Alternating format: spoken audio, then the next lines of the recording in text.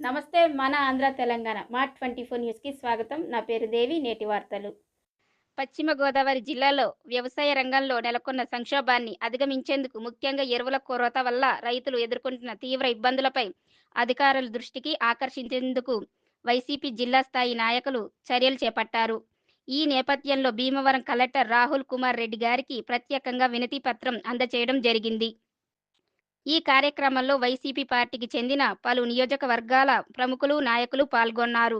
ముఖ్యంగా జిల్లా అధ్యక్షులు ముద్దునూరి ప్రసాదరాజు గారు, నరసాపురం పార్లమెంటు పరిశీలకులు ముద్దునూరి మురళీకృష్ణరాజు గారు, అచ్చంట నియోజకవర్గ సమన్వయకర్త పిఏసి మెంబర్ చెరుకువాడ రంగనాథరాజు గారు, భీమవరం నియోజకవర్గ సమన్వయకర్త చిన్నమిల్లి వెంకటరాయుడు గారు, ఉండి నియోజకవర్గ సమన్వయకర్త పివిఎల్ నరసింహరాజు గారు, ఎమ్మెల్సీ కావూరు శ్రీనివాస్ గారు, పార్లమెంట్ సమన్వయకర్త గూడూరు ఉమాబాల గారు, డిసిఎంఎస్ మాజీ చైర్మన్ ఎడ్ల తాతాజీ గారు, అలాగే రాష్ట్ర జిల్లా స్థాయి రైతుల విభాగ అధ్యక్షులు, అనుబంధ విభాగాల ప్రతినిధులు, మండల స్థాయి నాయకులు, కార్యకర్తలు పెద్ద ఎత్తున పాల్గొన్నారు.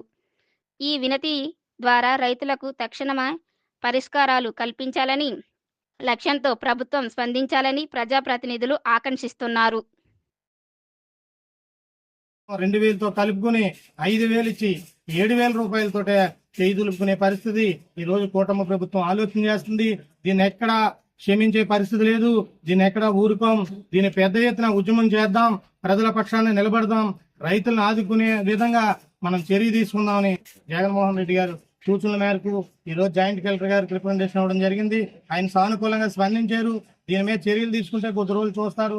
లేదనుకుంటే మళ్ళీ జగన్మోహన్ రెడ్డి గారి సూచనల మేరకు రైతుల తరఫునే నిరంతరం పాడుతానే వైఎస్ఆర్ పార్టీ ఉంటుందని కూడా మీ అందరికీ కూడా తెలియజేస్తాను. ప్రధానంగా క్షేత్రస్థాయిలో కూడా గతంలో